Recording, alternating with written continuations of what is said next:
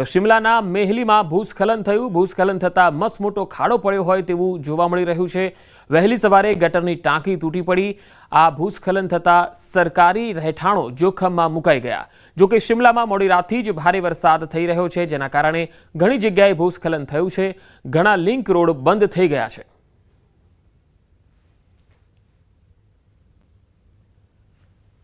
તો रुद्रप्रयागમાં વરસાદને કારણે કેદારનાથ યાત્રા રોકાઈ ગઈ છે। બદ્રીનાથ અને કેદારનાથ હાઈવે પર રસ્તાઓ ધોવાઈ ગયા છે।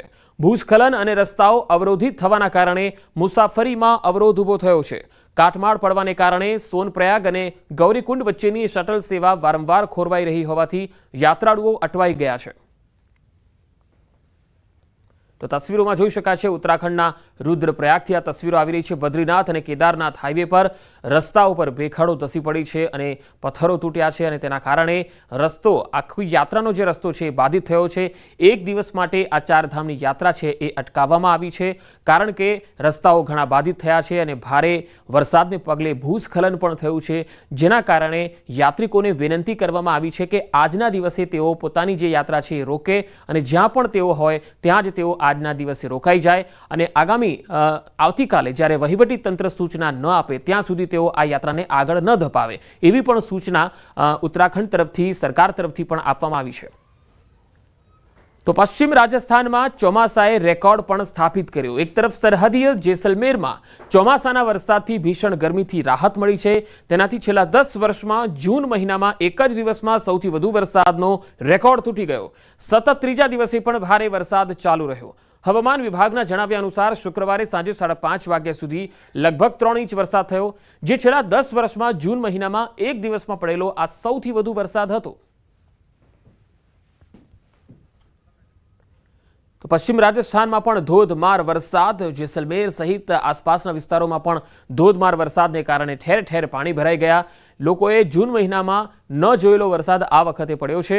હવે કુલ્લુની વાત, જ્યાં હિમાચલ પ્રદેશના કુલ્લુમાં વાદળ ફાટ્યું છે અને તેના કારણે ભારે તારાજી સર્જાઈ છે।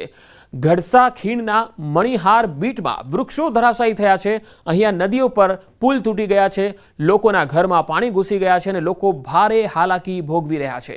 હિમાચલમાં પણ ભારે વરસાદને પગલે ઠેર ઠેર હાલાકીના દ્રશ્યો સામે આવી રહ્યા છે। કુલ્લુથી આ તસવીરો આવી રહી છે કે જ્યાં રસ્તાઓ બાધિત બન્યા છે, પુલ ધરાશાયી થઈ ગયા છે અને લોકોના ઘરોમાં પાણી ઘૂસ્યા છે, જેના પગલે લોકો હાલ ખૂબ જ હાડમારીનો સામનો કરી રહ્યા છે।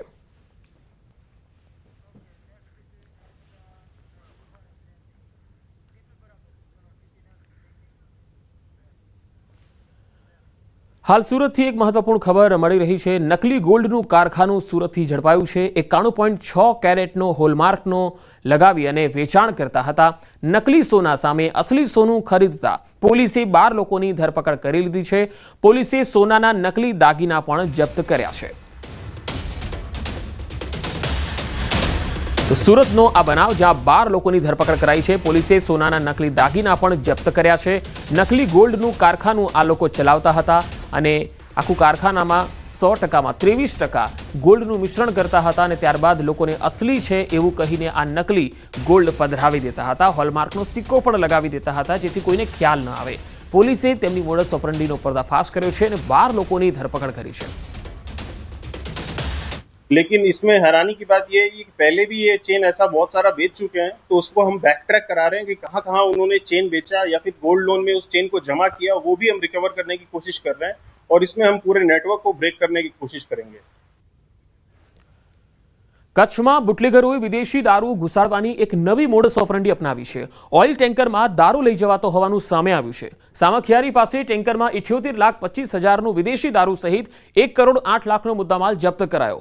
પોલીસે જગદીશ નામના એક આરોપીની ધરપકડ કરી। વિદેશી દારૂ કોને આપવાનો હતો અને ક્યાંથી મંગાવવામાં આવ્યો, આ મુદ્દે પણ પોલીસ તપાસ કરી રહી છે।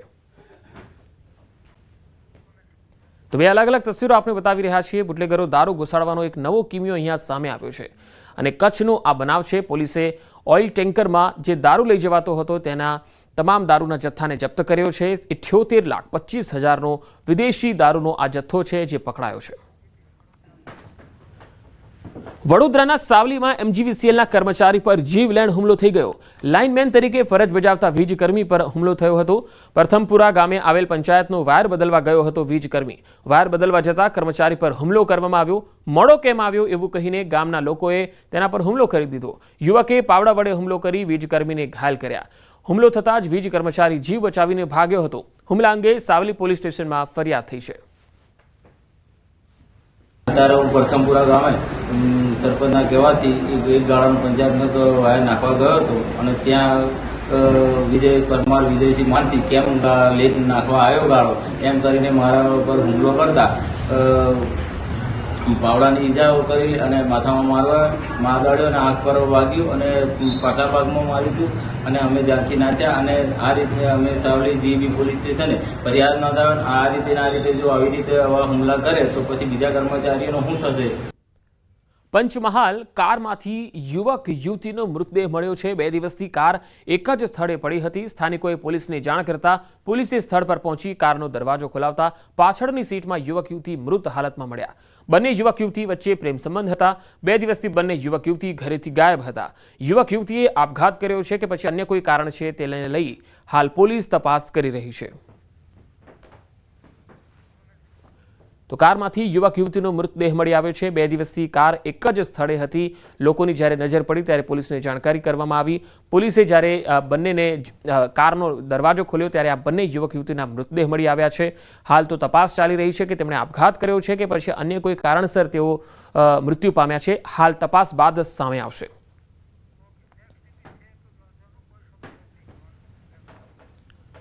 બાંધેલા હાથી સાથે અમાનુષી અત્યાચારનો એક વિડીયો હાલ સોશિયલ મીડિયામાં વાયરલ થયો છે.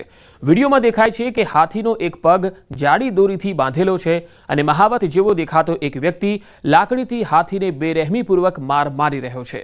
સાથે અન્ય એક વ્યક્તિ પણ હાથી પાસે દેખાય છે. બાંધેલા હાથી સાથે અમાનુષી અત્યાચારનો વિડીયો સામે આવતા પ્રાણી પ્રેમીઓમાં ભારે રોષ જોવા મળ્યો. ગજરાજ સાથે અમાનુષી અત્યાચારના આ વિડીયોને લઈ લોકોમાં ભારે નારાજગી જોવા મળી રહી છે. હવે વાત તોફાની તત્વોના ત્રાસની.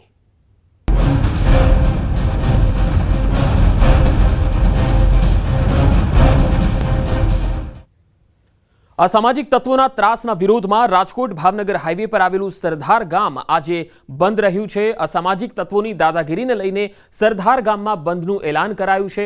ગામના વેપારી પર આટકોટના કુખ્યાત શખ્સ અને તેના પુત્રએ હુમલો કરેલો હતો. 2 દિવસ પહેલા મયુર વસોયા પર હિચકારી હુમલો કરવામાં આવ્યો. પોલીસે હજુ સુધી આરોપીની ધરપકડ કરી નથી અને ગામના આગેવાનોએ ગામને બંધ રાખવાનો નિર્ણય કર્યો છે. સરદાર ગ્રામ પંચાયતે આ પરિપત્ર જારી કર્યો. ગ્રામ પંચાયત ખાતે ગામજનો અને વેપારીઓ ભેગા થયા, જ્યાં અસામાજિક તત્વોના ત્રાસ સામે ગ્રામજનોમાં ભારે આક્રોશ ઠાલવવામાં આવ્યો અને આરોપીઓને જલ્દી પકડવામાં આવે તેવી પોલીસને રજૂઆત પણ કરવામાં આવી.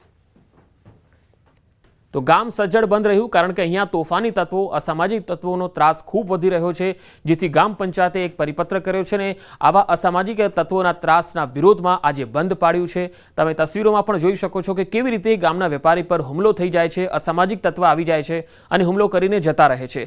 સરદાર ગામ હવે અસામાજિક તત્વોનો અડ્ડો બની ગયું હોય એવું લાગી રહ્યું છે કારણ કે અહીંયા કાયદો વ્યવસ્થાની સ્થિતિ છે એ ખૂબ જ કથળતી જઈ રહી છે. પોલીસનો કોઈને ડર નથી, કાયદાનો કોઈને ડર નથી. ગામ લોકોમાં ફફડાટ છે.